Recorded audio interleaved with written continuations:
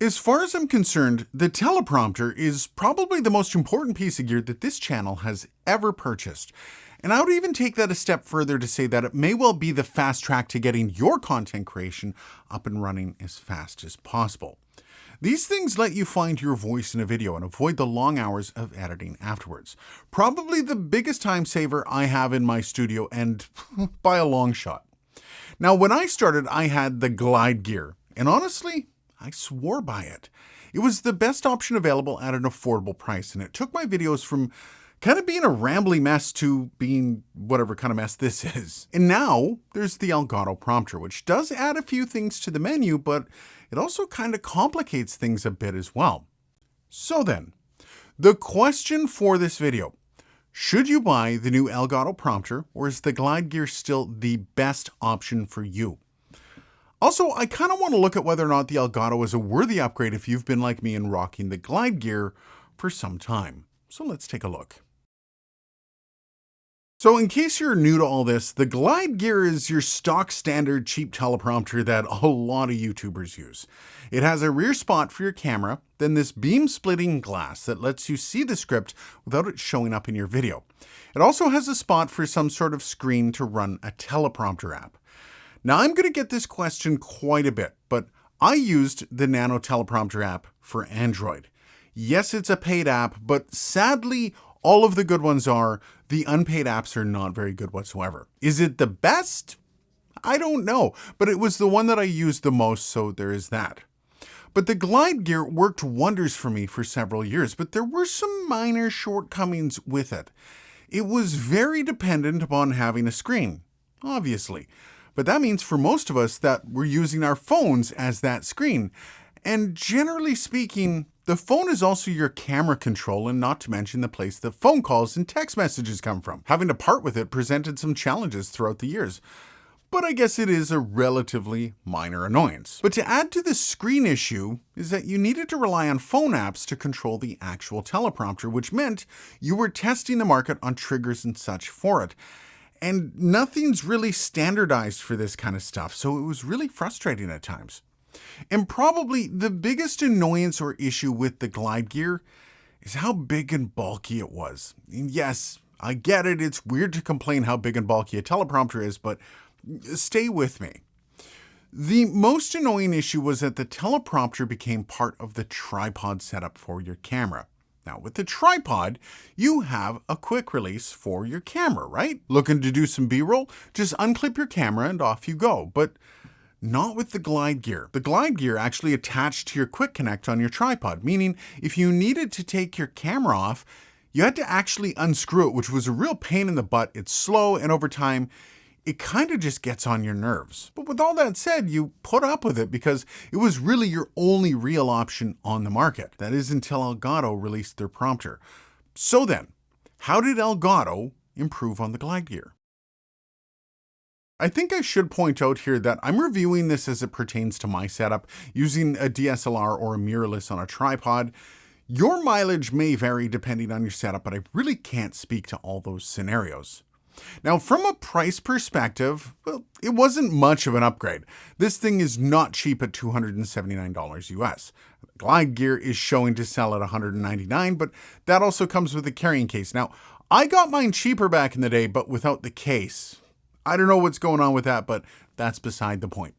The price difference does make a lot more sense when you consider some of the upgrades between the units though. Now obviously with the Elgato you have the built-in screen, which does remove the need for a separate screen.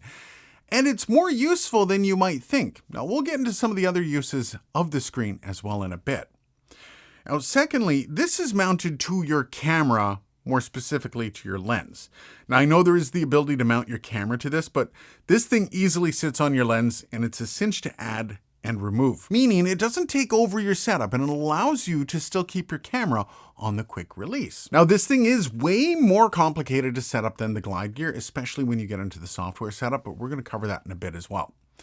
This prompter also offers some features that the Glide gear can't do, like screen share, so you can make intense eye contact during live streams that make people super uncomfortable.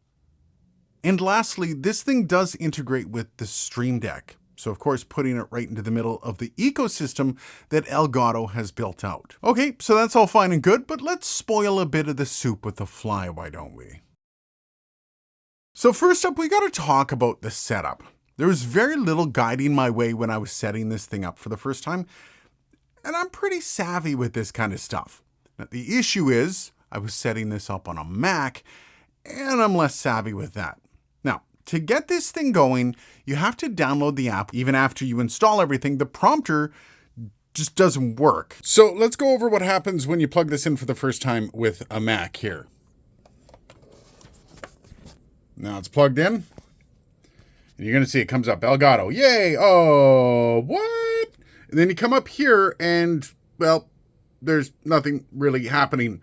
It just tells you to connect a device and you don't know what's going on and you don't know why. Oh my God, what am I supposed to do? Well, it turns out you have to actually turn on your screen sharing for this to even recognize as a device plugged in. There's a setting that needs to be switched, but there's nothing about that in the directions. Just some vague mention of changing settings appears on the screen. I knew it had something to do with screen sharing, but for the life of me, I couldn't find it in the Mac system settings. I had to dig through Reddit troubleshooting posts to find the exact thing that needed to be switched.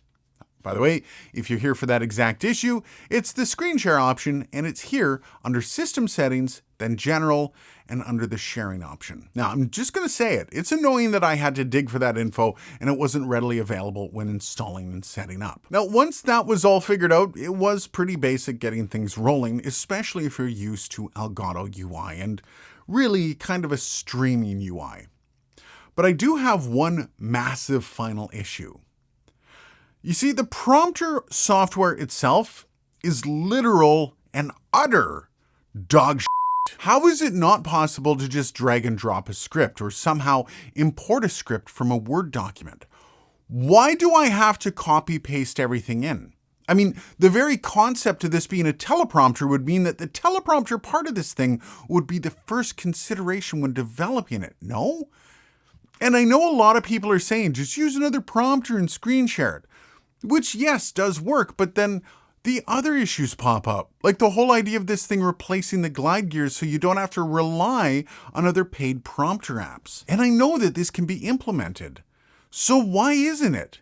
It comes so close to perfectly replacing the old setup that many of us had, and this thing has been out for some time. So are we just not getting this feedback from anyone? I mean, a lot of the videos I've seen on this thing, most people are talking about just using another teleprompter app. Can we not just start asking them to put a little bit of work into the actual teleprompter app that's included? And there is reason to want this, even if it's simply to use the controls through the foot pedals or even the Stream Deck to work with it. So then perhaps Elgato.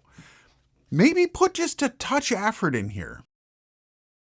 Now, I know I'm not one of the lucky reviewers that got to jump on this day one. They generally get the ability to offer feedback, and I'm not sure if anyone from Elgato is actually going to see this, but my fingers are crossed. And that's because I'm keeping it, begrudgingly, I must add at this point.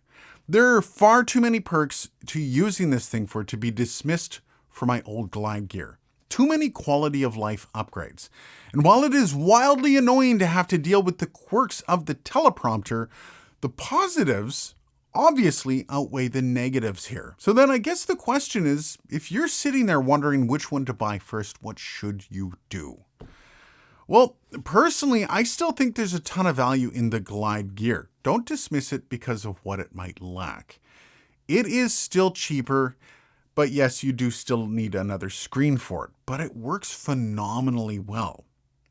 Now, if you're looking into this for some of the other features like basic eye contact during live streams, the ability to have comments up here on the screen, well, the Elgato prompter goes unchallenged, at least for now. So yes, it is worth your money.